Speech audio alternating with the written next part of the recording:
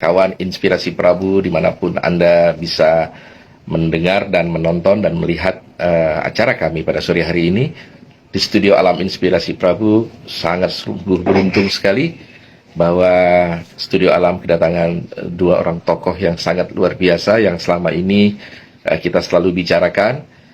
Yang pertama adalah seorang anak muda, seorang professional lawyer yang sangat begitu banyak sekali berfokus di bidang sosial dan juga seorang tokoh masyarakat yang pada kesempatan ini juga beliau itu dipercaya diberikan amanah lebih besar untuk memikirkan masyarakat di sekitar kota Denpasar, terutama Denpasar Selatan ini untuk di bidang politik. Nah, jadi beliau bisa mampir ke sini dan beliau nggak main-main karena beliau mengajak seorang sahabatnya, seorang rekan yang tingkatnya juga internasional, bahkan sangat terkenal di nasional. Beliau bergerak juga di bidang keilmuan yang sangat tren pada saat ini. Daniar Trisasongko. Assalamualaikum Mas Daniar Trisasongko. Waalaikumsalam. Ya, dan luar biasa. Nah, yang satu lagi udah kawan beliau ini. Assalamualaikum. Assalamualaikum warahmatullahi wabarakatuh. Saya Eko Satrio. Ya. Saya seorang trainer dan juga praktisi dalam dunia pemberdayaan alam bawah sadar. Luar biasa nih bro. Alam bawah sadar ya, ini yang sangat penting sekali. Dan beliau ini jauh-jauh datang dari Jawa Barat atau Jakarta? Kota Hujan, Kota Bogor. Hujan Bogor ya. Dan sudah berapa hari di Bali kan? Alhamdulillah sudah ini hari yang ke-5. Hari Karena kelima. kemarin mengadakan pelatihan, terus saya juga ngisi parenting di ibu-ibu pengajian di Bonang-Mani. Lalu kita bikin pelatihan juga untuk teman-teman para trainer yoga dan meditasi. Luar biasa sekali. Baik, sebelum saya bertanya lebih lanjut kepada Kiai Eko, saya sebut beliau seperti itu. Dia sahabat saya yang sangat baik, tapi saya ingin bicara dulu sama adik saya, Mas Daniar. Mas Daniar, bagaimana perkembangan daripada kondisi situasi sekarang ya, terutama persiapan Mas Daniar untuk mulai memperkenalkan secara masif program-program, visi dan misi Mas Daniar kepada masyarakat. Mudah-mudahan dengan melalui media Inspirasi Prabu pada sore hari ini, mereka akan lebih banyak mengenal lagi secara efektif ya. Jadi tidak perlu harus mendatangi satu persatu, nanti kita akan share data linknya. Mudah-mudahan itu menjadi sebuah inspirasi dan hidayah. Monggo Mas Daniar, silakan cerita apa sih pokok daripada inti Mas Daniar sekarang ini mau tunjukkan kepada masyarakat luas di samping bidang profesi pengacara yang selama ini Mas Daniar dan teman-teman lakukan. Monggo. Iya, sebelumnya saya ucapkan terima kasih kepada Mas Tata Prabu ya, yang sudah memberikan ruang kepada kami memfasilitasi satu cakap-cakap santai ini. Tapi maknanya tentunya sangat penting yang sesuai dengan perjalanan karir saya. Setelah 25 tahun sebagai lawyer ini, saya terjun ke dunia politik. Sejak tanggal 4 November kemarin oleh KPU telah diumumkan secara resmi daftar calon tetap atau DCT, yang sebelumnya DCS, daftar calon sementara. Setelah tanggal 4 November, 25 hari kemudian sudah dimulai masa kampanye. Ya, ini kita menjelang hampir setelah secara resmi 25 hari setelah DCT itu sudah mulai diperbolehkan memasang baliho, gambar-gambar, dan kita sudah mulai terbuka melakukan sosialisasi dan kampanye door to door segala macam. Walaupun sebelumnya ya semua teman-teman yang terjun sebagai calon legislatif sudah memulai, tapi belum secara resmi. Gitu ya. Untuk hal itu tidak banyak waktu karena praktis mungkin hanya 2 bulan. Setelah itu sudah langsung ada 14 Februari kita sudah langsung masa pemilihan atau pencoblosan. Sehingga mau tidak mau kita harus gas ya. Ini harus kita segerakan, terutama untuk program-program visi misi. Dan saya sangat tertarik dengan apa yang disebut tradisi budaya bangsa. Kita harus lestarikan itu, dimana sebenarnya Indonesia ini sangat kaya dengan hasil alamnya, khususnya untuk konsumsi teh. Teh ini yang negara lain sebenarnya sangat-sangat langka dimiliki. Nah, di Indonesia kita kaya dengan perkebunan teh. Dan saya ingin publikasikan sebenarnya bagaimana kita tradisi meminum teh yang benar, gitu kan. Dan teh ini sebenarnya ini udah lengkap dengan apa yang disebut antibiotika, ya kan. Semua ini ada terkandung di dalam teh itu, termasuk pengobatan-pengobatan, termasuk Kang Mas saya ini, Mas Tatak Prabu, yang sebelumnya sempat beliau sakit, dan dengan konsumsi teh secara benar, ya, bukan sekedar mengkonsumsi, tapi dengan konsumsi teh yang benar. Apalagi ini ada satu teh yang sangat khusus yang hanya bisa kita dapatkan di satu daerah tertentu di Indonesia. Ini sangat langka. Untuk itu saya dari PKB nomor urut 2, ya, di Dapil Denpasar 5, Denpasar Selatan, ingin memasyarakatkanlah tradisi cara meminum teh sesuai tradisi Indonesia asli, gitu ya. Iya. Dan nanti kita kembangkan lagi khususnya untuk gerakan ekonomi baru yang berbasis kepada ekonomi berkeadilan dan transparansi, ya. Jadi berkeadilan artinya semua yang terlibat, ya, stakeholder dalam produksi maupun bagaimana kita memasyarakatkan, menginformasikan cara meminum teh secara benar, asli Indonesia, cara asli Indonesia ini yang ingin sekali saya kembangkan. Mungkin yang para caleg-caleg ini masih belum memilih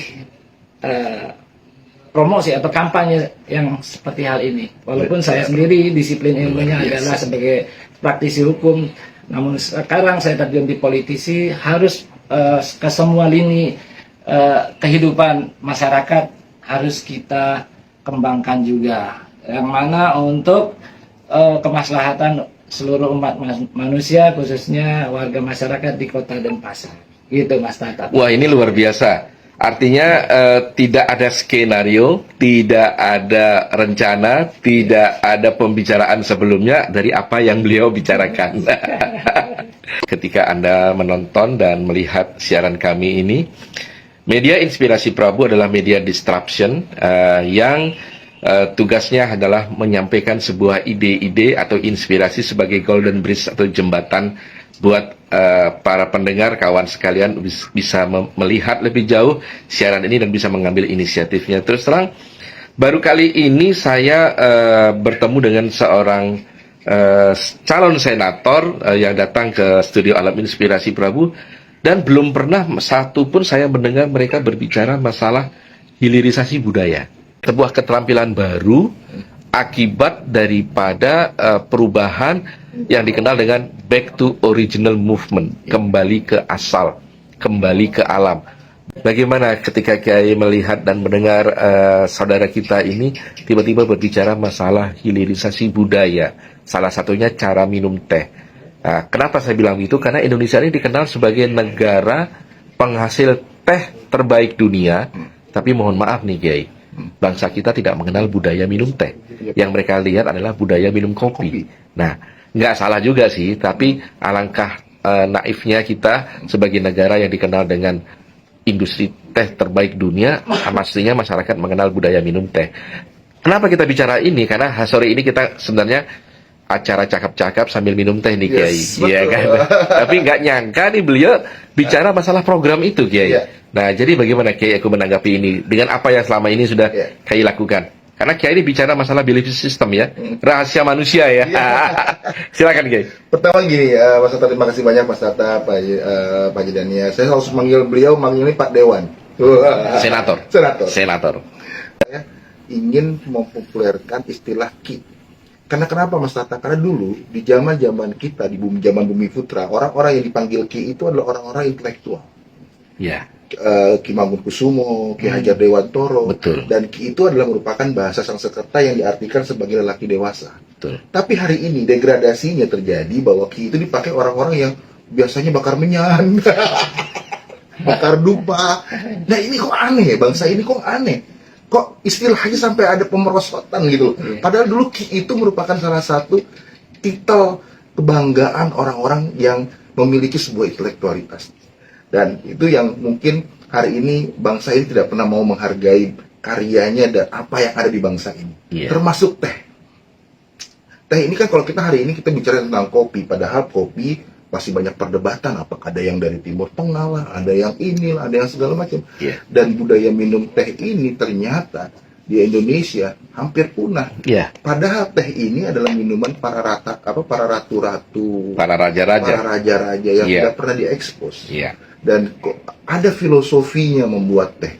Dan ternyata filosofinya sama rumitnya dengan pembuat kopi. Dan dari membuat teh kita bisa banyak belajar.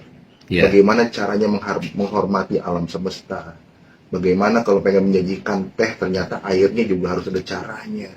Dan orang-orang tua kita dulu ternyata sangat-sangat luar biasa. Makanya selalu misalkan saya bilang, ada orang yang bilang, wih orang tua dulu sakti-sakti ya, bisa bicara dengan angin, dengan hewan segala macam. Saya bilang tidak, bukan itu. Tapi semesta yang bicara dengan orang-orang kita dulu. Karena mereka orang-orang tua kita dulu memiliki sebuah kesadaran yang sangat-sangat luas. Sebuah awareness yang mereka memilikinya itu tulus, tidak dengan kita sekarang yang hari ini pun memiliki modus. Kan itu jadi dia sekolah alam ya? Dengan alam gitu loh Mas. Nah hari ini kalau misalkan tadi saya setuju sekali nih kalau misalnya nanti Pak Dewan bilang katanya memudayakan minum teh. Karena salah satunya kalau misalkan saya mungkin mendengar dari beberapa ilmuwan di Indonesia, bahwasannya teh yang terbaik adalah teh yang ada di Indonesia. Kenapa di Indonesia? Karena di Indonesia ini seperti lagunya Kus Plus itu. Kayu itu tancap tongkat kayu. Tongkat kayu jadi tanaman. Betul. Dan teh ini ternyata banyak manfaatnya dan segala macam, dan salah satunya kita bisa melihat ya kalau antioksidan sudah tahu semua lah orang. Tapi banyak sekali ada rahasia-rahasia yang belum terbuak dari manfaat minum teh. Ada sirullah kalau misalkan di situ. Sirullah. Rahasia Allah. Ada rahasia Allah dan ada Nur Muhammad di dalam. Ini kita kalau bicara dengan seorang filsuf spiritual kelas tinggi ya, kayak Ki Eko ini ya. Nah, sama juga gitu Mas Tata. Nah, hari ini kan saya memperkenalkan sebuah keilmuan yang sebenarnya bukan memperkenalkan sih ya, ingin mempopulerkan sebuah keilmuan hipnoterapi yang berbasiskan Nusantara. Ini berbasiskan Nusantara ya. Betul. Kebetulan kalau misalkan Haji Daniar ini ilmunya adalah hukum. Kalau saya psikologi. Saya kok merasa iri ya dengan orang terlalu membanggakan keilmuan psikologi dari luar. Wah, Sigmund Freud lah, inilah ya kan, yang lain-lain itu. Padahal di Indonesia ini orang tua kita dulu nggak pernah mengajarkan psikologi, tapi mereka tahu tentang psikologi. Betul. Dan ini saya ambil satu contoh lah, misalkan contoh tentang ilmu dunia parenting ya. Apalagi kita kenapa dalam Islam itu kita memiliki Rasulullah yang tidak belajar tentang ilmu kejiwaan, Mas Atta. Tapi suatu ketika Rasulullah itu melihat anak kecil digendong, anak kecil itu nangis karena nangis pipis dalam jubahnya Rasulullah. Yang punya anak ini si ibunya kesel. Kamu kencing itu Rasulullah, dicubit. Kamu kencing itu Rasulullah. Apa jawaban Rasulullah? Stop, ibu. Air pipis yang dalam jubahku ini seketika akan hilang kalau aku basuh dengan air. Tapi bentakanmu terhadap anakmu sampai nanti anakmu meninggal tidak akan pernah hilang. Bayangkan 1400 tahun yang lalu sebelum ada ahli-ahli psikologi yang mengerti tentang mekanisme otak. Tapi Rasulullah udah ngomong kayak gitu. Sudah mengajarkan seperti itu. Dan itu dipakai oleh para leluhur kita loh. Maka leluhur kita pada saat dia memberikan sebuah pesan kepada anak-anaknya itu memiliki sebuah pesan dengan cara apa? Dengan cara storytelling, mendongeng. Maka di Indonesia banyak hutan larangan. Jangan ke sana loh. Itu di situ ada genderuwonya. Padahal itu adalah sebuah cara storytelling menyampaikan jangan rusak alam. Iya, betul.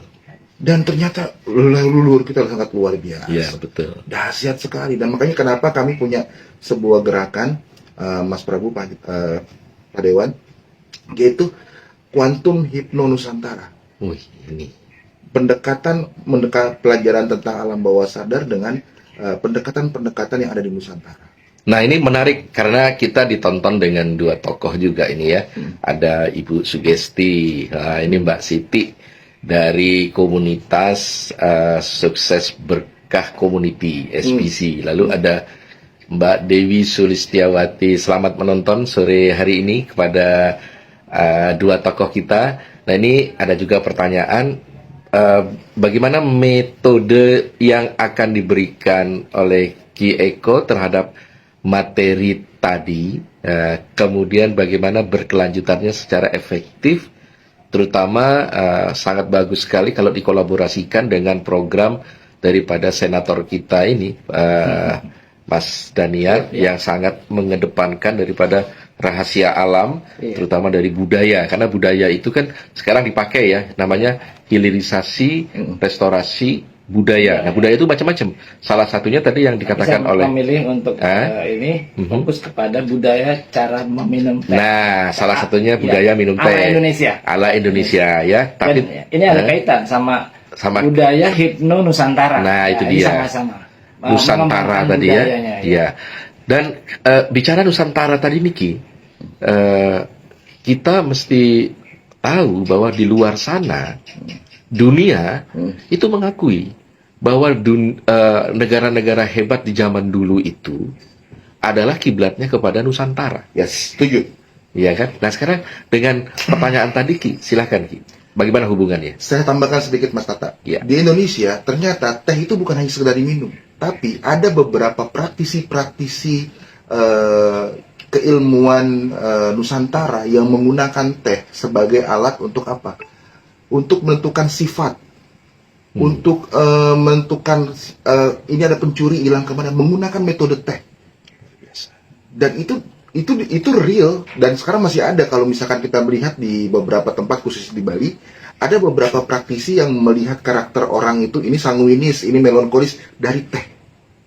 Bisa itu ya? Ada. Nanti bisa kita lihat di beberapa media-media di Google atau di YouTube, bisa kita lihat. Nah, ini lebih menarik nih. Kalau bisa bocorkan dikit, itu tadi kata-kata ada sanguinis, melankolis dari teh. Contohnya gimana Ki? Salah satu dibocorin dikit aja. Ini biasanya ini teh itu dikasih di dalam piring, lalu dituangkan. Pada saat teh itu digoyangkan, itu dia akan membuat sebuah simbol. Nah, dari simbol itu kadang-kadang pengaruh simbolik ke alam bawah sadar, kita bisa melihat sifatnya Mas Tata atau ini sanguinis nih, biasanya lebih temperamen, lebih ini, dan itu sudah ada ilmunya, ada fakemnya. Dan saya pernah membaca satu primbon seperti itu.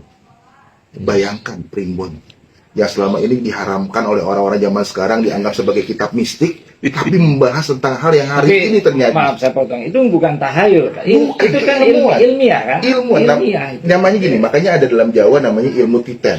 Ilmu titen itu ilmu kebiasaan, dan nggak mungkin kan orang bisa melihat tentang habit kalau dia tidak observasi, ya bukan? Berarti itu faktual. Faktual.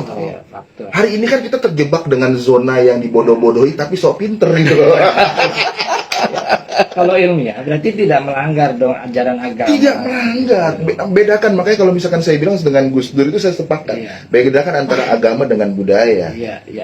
Walaupun dia bisa sinkron, tapi tetap kita bisa membedakan. Nah, tadi apa yang ditanyakan oleh tadi sebenarnya Nusantara, orang Nusantara itu cerdas. Cuman sumber keilmuannya yang ini sebenarnya sangat-sangat spesifik yang orang luar Eropa, Amerika semua tidak memiliki ya. Wah, ini ada pertanyaan lagi nih. Kayaknya memang menarik penjelasan Ki Eko ini ya. Tapi karena kita ini kan siaran langsung nih, durasi kita kan tidak lama.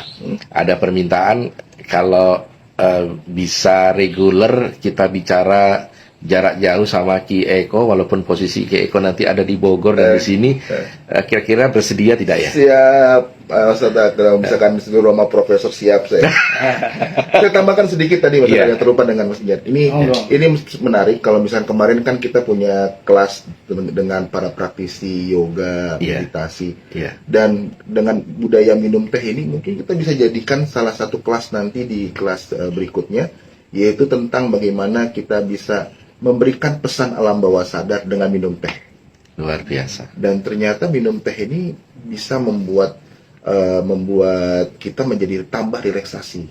Nah, tadi saya coba, berapa kali teman-teman sudah bilang sih, Prof. Jadi kalau misalkan kita ingin mencoba untuk self healing, itu harus menggunakan beberapa trigger-trigger, dan ternyata trigger teh ini sangat luar biasa. Iya. Dan saya yakin kalau misalkan kita mencoba dengan mengangkat teh ini kembali, misalkan di Bali khususnya kita bikin sebuah pekan minum teh bareng apa segala macam, ini akan menjadi hal yang enak. Betul. Wah, ini ide yang nggak main-main nih dari seorang Ki Eko ya, karena disebutkan oleh ahlinya, sehingga tentu ini akan bisa menjadi sebuah program yang sangat luar biasa, karena kita harus kembali lagi ke alam, back to original movement. Kalau kita main-main ke Istana Bogor ataupun di prasasti-prasasti yang ada seperti di Borobudur itu, sebagian besar lukisan atau prasasti yang ada di dindingnya adalah mereka minum secangkir teh. Nah, jadi para penikmat teh di Indonesia ini yang mengucapkan bukan kami, tetapi seorang pakarnya yang datang jauh-jauh ke Bali ini memberikan ilmu yang disebut dengan apa, Ki? Ilmunya, Ki? Aduh, saya lupa. Apa ilmu hipnoterapi? Hipnoterapi ya, karena bagaimana menurut pendapat Ki Eko, karena sekarang banyak juga ilmu itu yang dipakai dalam arah yang negatif, ya, dalam bentuk kejahatan. Dan ini sekarang sedang lagi masif kejadiannya.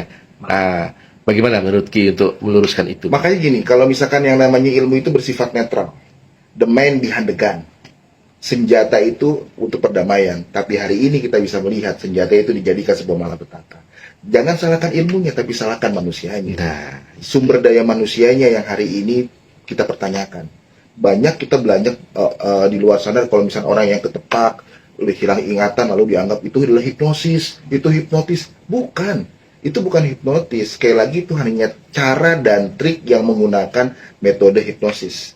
Padahal ilmunya ini harus dipelajari, karena kalau misalnya untuk mendapatkan ilmu ini, dan kalau misalnya yang kita kuliah psikologi S1, biasanya di akhir-akhir semester itu pun harus nyicil keluar. Nah, kalau misalkan di Indonesia banyak sekali ilmu yang menggunakan metode hipnosis ini, tapi dengan nama yang beda. Contoh, di Jawa disebut dengan ilmu gendang. Di Sumatera Barat disebut dengan ilmu pukau. Di Jawa Barat disebut dengan ilmu puter giling. Di Bali disebut dengan aji pangsirepan. Banyak banget, metodenya sama, caranya sama, tapi berbeda cara mainnya. Oh, berbeda cara mainnya. Cara mainnya saja. Jadi bukan siapa, bukan di mana ladangnya, tapi siapa petaninya ya. Betul. Dan sekarang bicara dengan dunia hipnoterapi ini sudah banyak berkembang. Jadi hipnomotivasi, jadi hypnoselling, hypnoteaching, sampai hypnotafidz.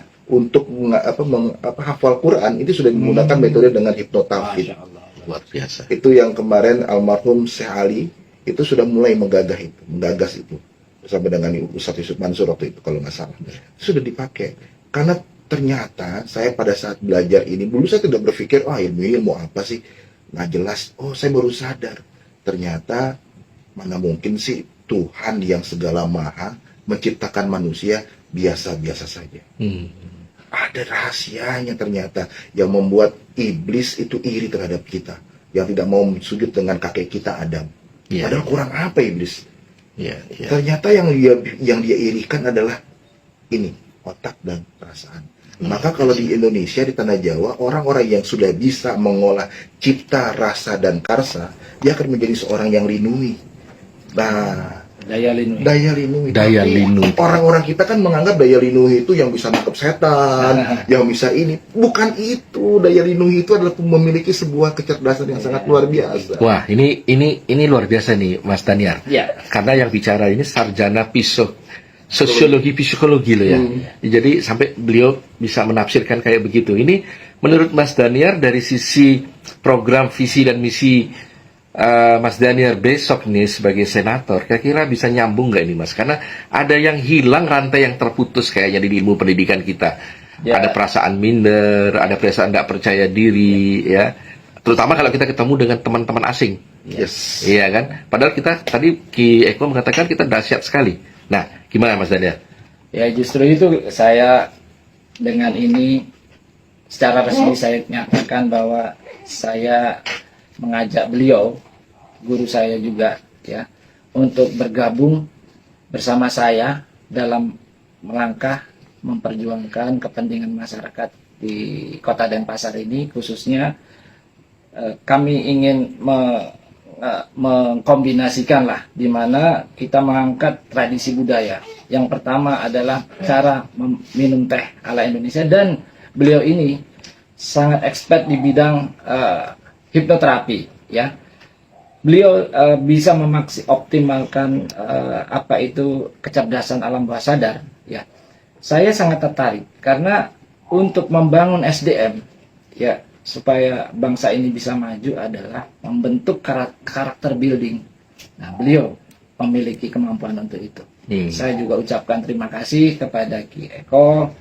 Beliau sangat ikhlas dengan tangan terbuka, siap membantu kami, dan kami memang tulus untuk bertujuan apa yang akan kami lakukan seandainya kami menjadi anggota dewan adalah untuk membangun bangsa Indonesia khususnya di Kota Denpasar dan mengangkat harkat dan martabat masyarakat kita khususnya generasi muda agar bisa lebih maju lagi.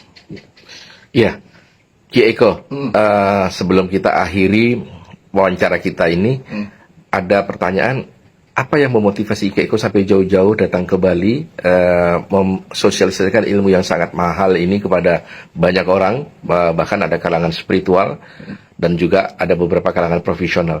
Apa sebenarnya yang ingin Ki Eko sampaikan? Sahabat-sahabat kehidupanku dimanapun Anda berada, kita harus tahu bahwa keilmuan ini ternyata sudah banyak sekali berada di seluruh ranah bidang, di semua bidang. Sampai kadang-kadang di paham-paham radikalisme, ini menggunakan ilmu ini untuk menyuci otak.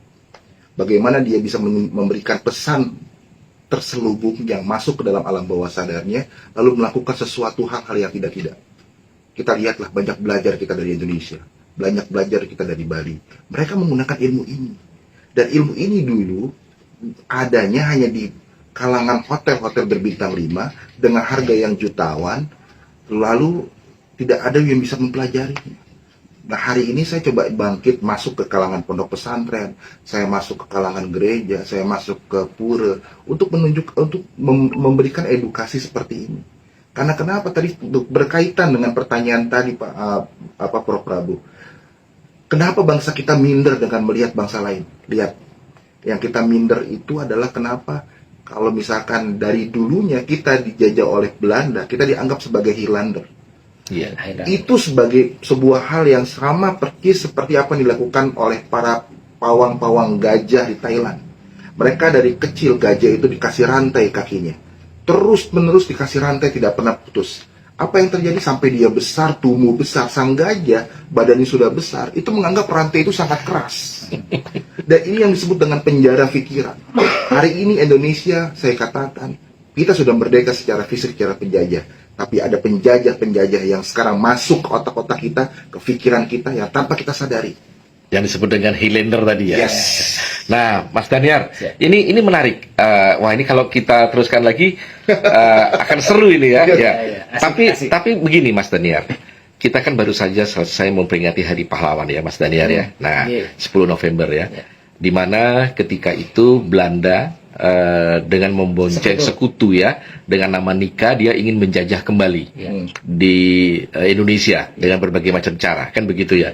Dan kita bisa tahu 10 November itu adalah sesuatu yang dahsyat karena Surabaya di bumi hanguskan oleh sekutu pada saat itu, dan tokoh yang membuat gebrakan, tokoh yang membuat perubahan, tokoh yang membuat sesuatu yang unbelief menjadi believe it, yaitu seorang kiai, yaitu Kiai Hasan Hasyim Basri. Hasyim Masari ya, seorang kiai. Tetapi yang mau saya tanyakan begini.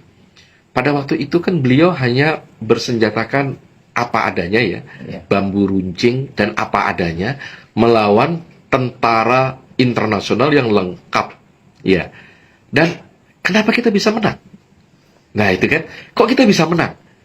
Ya kan, Mas Daniar, itu menunjukkan bahwa apa yang dikatakan Ki Eko tadi, bahwa belief it itu sebenarnya sudah ada, tergantung bagaimana digerakkannya. Jadi pemuda Indonesia, masyarakat Indonesia itu bukan masyarakat ecek-ecek loh, karena sudah terbukti dengan itu. Nah, dengan apa yang dikatakan oleh Ki Eko tadi, Mas Daniar menanggapi ini, karena begini Mas Eko, Mas Daniar, sekarang kan Indonesia ini pasca pandemi dan krisis ekonomi ini, fokusnya kan cuma dua aja, sehat, sekaligus sejahtera. Iya kan, karena pandemi itu mengajarkan kita 2 tahun, bahkan 3 tahun nggak bisa ngapa-ngapain. Ada hikmahnya. Nah, gimana nih Mas Daniar? Yang pertama tentang 10 November ya. Khususnya dari PKB. PKB itu didirikan oleh para Kiai NU. Dan yang menginspirasi sebenarnya NU sudah didirikan oleh para kiai-kiai kita dulu. Sebenarnya yang pertama adalah persoalan internasional sebenarnya. Bagaimana zaman sebelum merdeka kita sudah menerapkan bebas aktif. Ketika makam Rasulullah mau dibongkar, di situ para kiai Nahdliyin di Indonesia berjuang sana. Nah, kemudian datanglah sekutu setelah Hiroshima Nagasaki dibom. Disitulah bahwa Hadratus Syekh Hasyim Asy'ari itu adalah benar-benar seorang pemimpin yang beliau mampu mengkoordinir seluruh pesantren, pondok-pondok pesantren para kiai sampai ke Jawa Barat. Di sana ada Ki Abbas Buntet ya. Beliau membantu mereka saling berkolaborasi, membantu secara pasukan, mengirim pasukan ke Jawa Timur, bahkan dengan keilmuannya, dengan karomahnya, dengan biji kacang hijau itu bisa menjadi senjata. Biji-biji kacang hijau bisa jadi senjata. Peluru.